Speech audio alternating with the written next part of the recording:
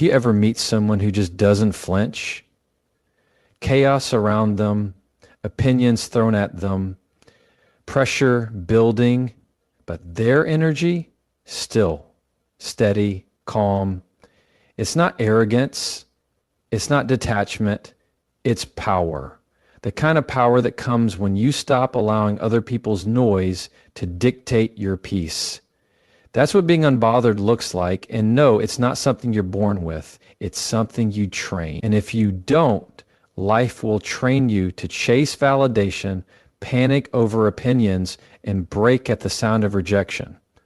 So today, I want to teach you how to train yourself to be unbothered, because that version of you, the one who doesn't flinch, that's not a fantasy, that's a decision.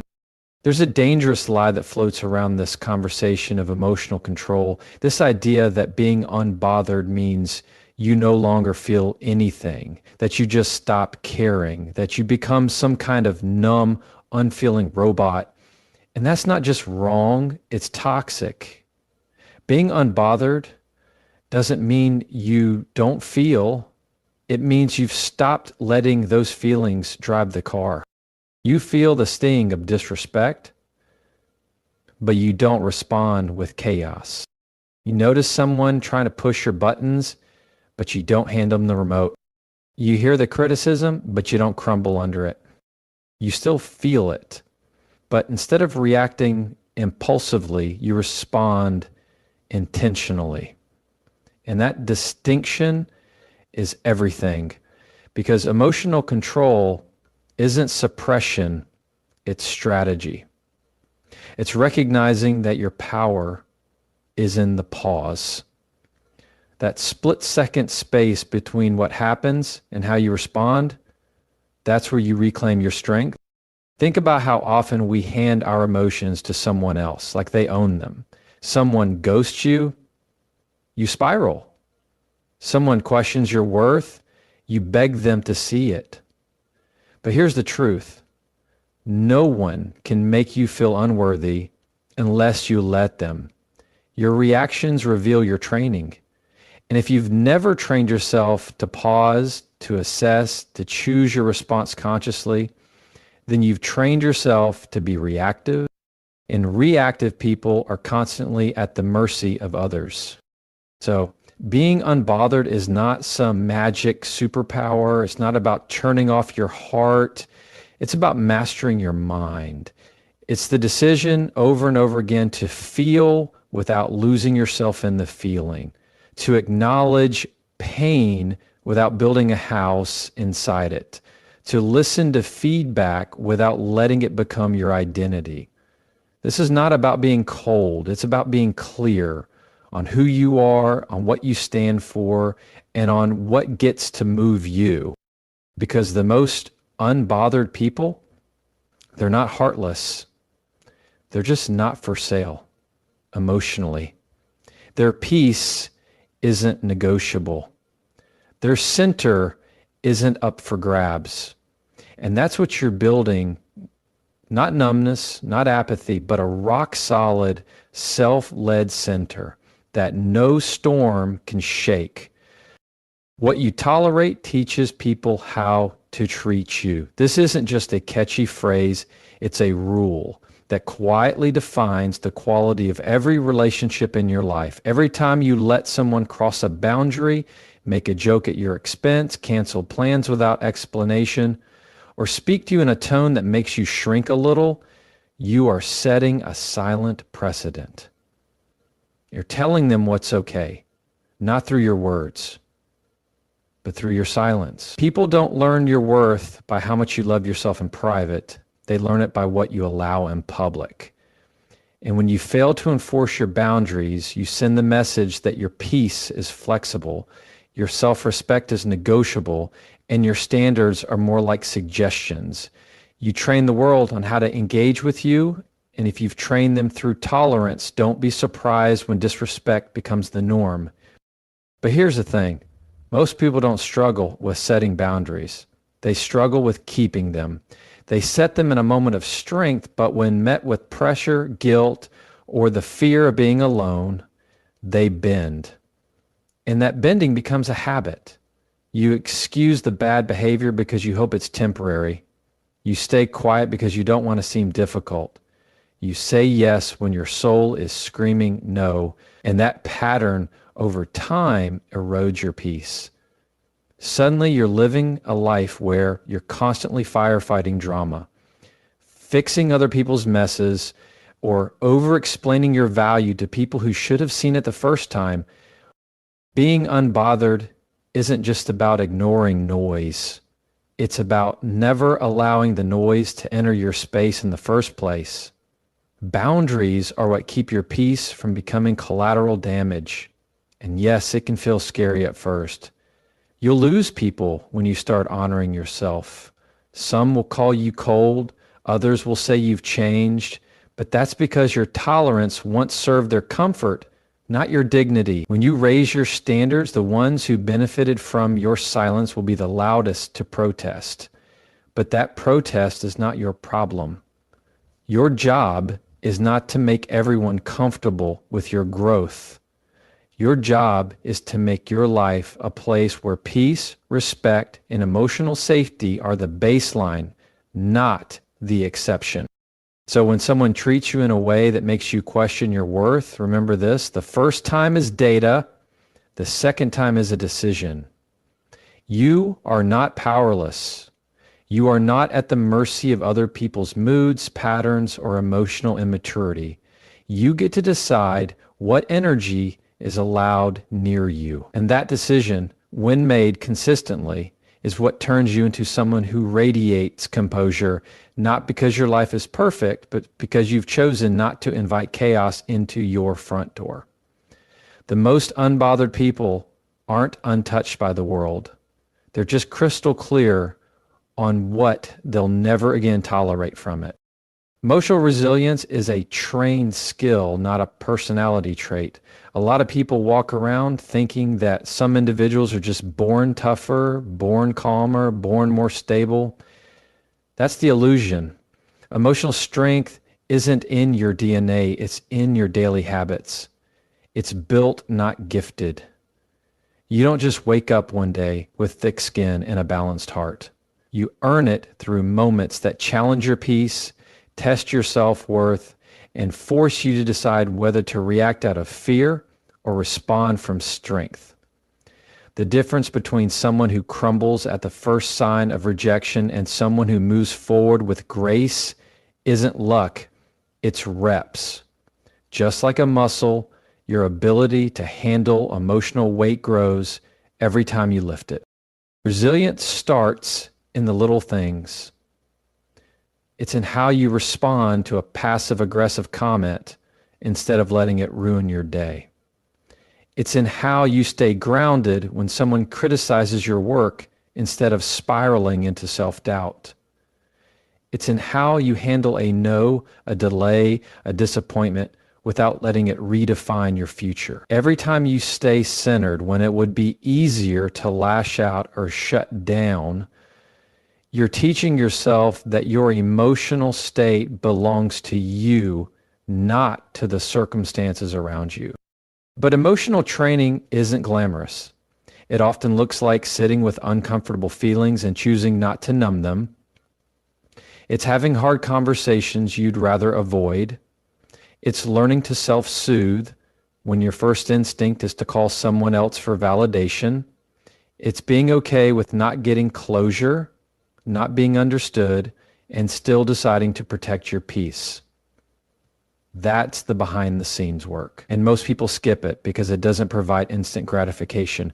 But the ones who stick with it, they become unshakable, not because their life is smooth, but because their inner world is no longer ruled by chaos.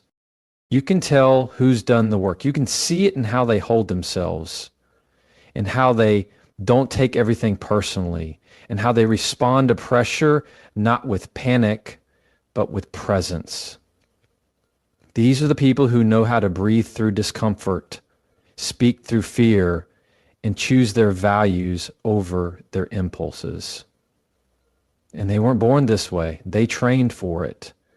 Every heartbreak, every setback, every betrayal, they used it as a chance to grow stronger, not colder.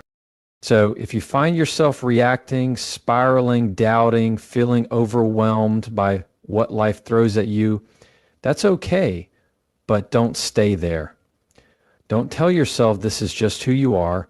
Emotional resilience is not about being unaffected. It's about recovering faster, about bouncing back higher, about choosing to be the thermostat, not the thermometer. It's a decision you make every day to build the emotional muscle that keeps you grounded when the world tries to pull you off center. And that decision, when practiced consistently, will turn you into someone who isn't just surviving life's storms, but moving through them with intention, clarity, and power. The need for validation is the gateway to losing your center. It's one of the most subtle but powerful ways we give our peace away. Seeking permission to feel worthy, attractive, successful, or lovable based on how others see us. And at first it feels harmless. Someone compliments you and your confidence spikes. Someone criticizes you and your mood plummets. Slowly, without realizing it, your self-worth becomes a puppet and everyone else is holding the string. This is the trap of external validation. You're not just living your life, you're performing it, constantly scanning the room for approval, constantly adjusting yourself to fit into spaces you were never meant to belong in.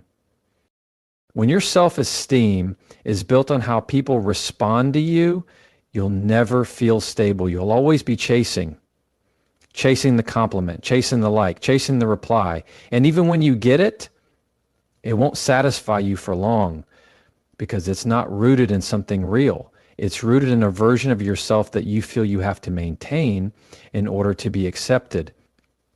And the moment someone doesn't mirror the response you want, you crumble. You question yourself. You wonder what you did wrong. That's the cost of needing validation. You outsource your sense of identity to people who may not even truly see you. Training yourself to be unbothered means returning your power back to yourself. It's about recognizing when you're fishing for validation and pausing to ask, what part of me feels unseen right now? What part of me is trying to prove something? Because the most grounded people you'll ever meet, they're not driven by applause. They're driven by alignment. They don't need you to agree with them for them to believe in what they're doing. They don't need a cheering section to walk confidently. They've built an internal compass so clear that even when the outside world goes quiet, they still know which direction to go. It's not that they don't like compliments or appreciation. They just don't depend on them. They're not chasing proof. They're living from truth. And that's a huge shift because once you stop seeking permission, you start experiencing freedom. You stop bending your personality to win people's favor. You stop watering yourself down to avoid judgment. You stop hustling for acceptance and start honoring your authenticity. To reach that level of inner security, you have to break the addiction to approval.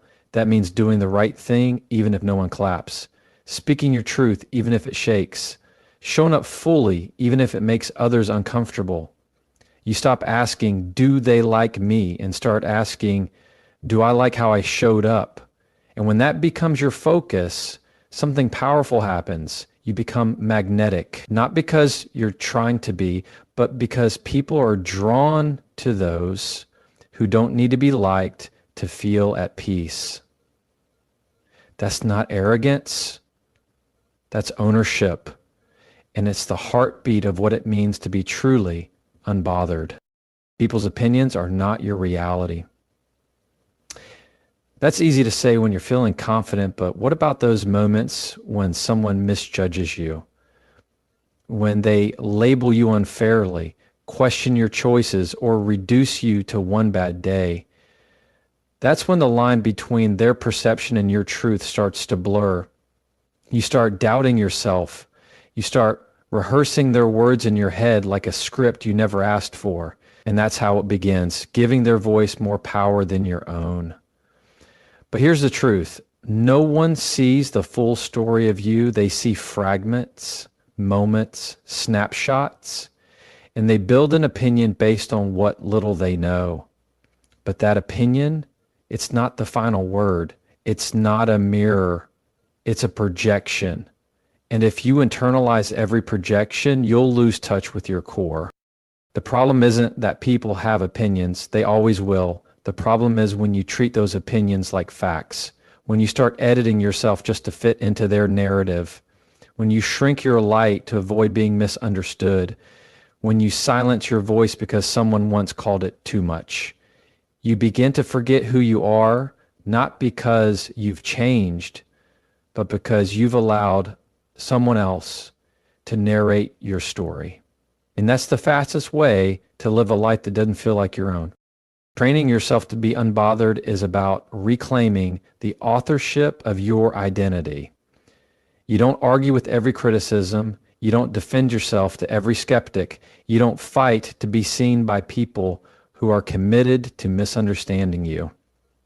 Instead, you ground yourself in what you know. You build such a strong sense of self that other people's commentary feels like background noise, there, but not directing your actions. It's not about being indifferent. It's about choosing discernment. Not every opinion deserves a seat at your table. Not every voice should echo in your mind. You can respect someone's right to have an opinion without surrendering your truth to it. The key is not to convince others you're enough. It's to live like you already believe it. And here's the irony. The more you try to prove yourself, the more you invite doubt, because proving is rooted in insecurity. But when you simply show up, do the work, and move forward without explanation, that confidence speaks louder than any defense ever could. People will still talk. Some will misunderstand you. Some will project their fears, their past, their insecurities onto your presence. Let them. That's not your business.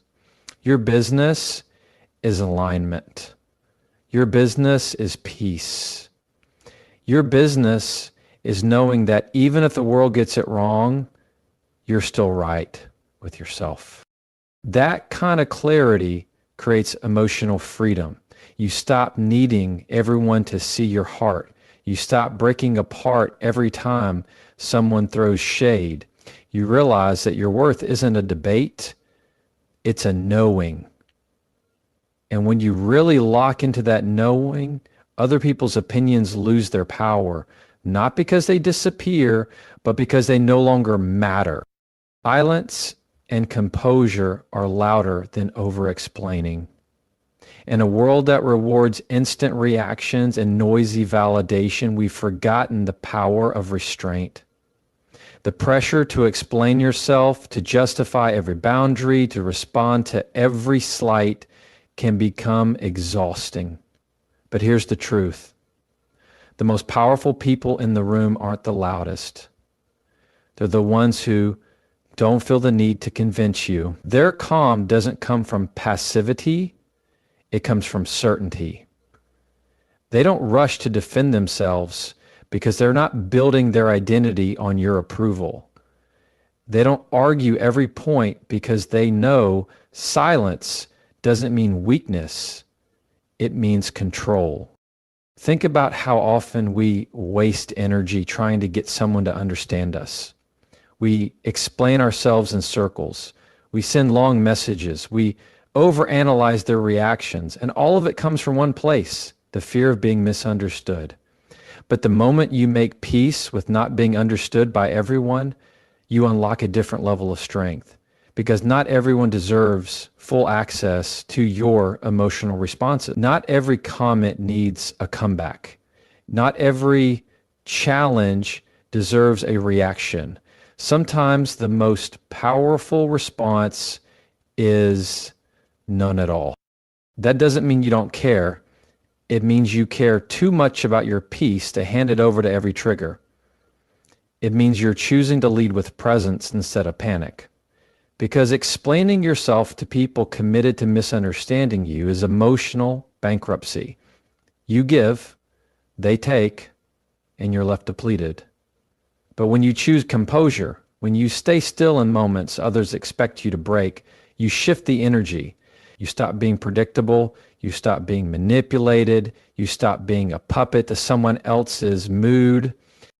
People who haven't trained their composure will often view calm as passivity.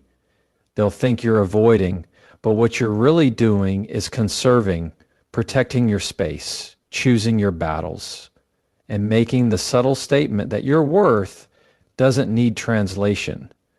That's the essence of being unbothered, not because you don't feel, but because you've learned to channel those feelings in ways that don't cost you your dignity. When you're grounded, silence becomes a shield. It's not cold. It's measured. It's intentional. You walk away from drama not because you lost, but because you decided peace was more valuable than proving a point. You let the noise pass through you without absorbing it, and in that stillness, people feel something stronger than any argument you could have made. Presence. The energy of someone who knows who they are and doesn't need external permission to own it.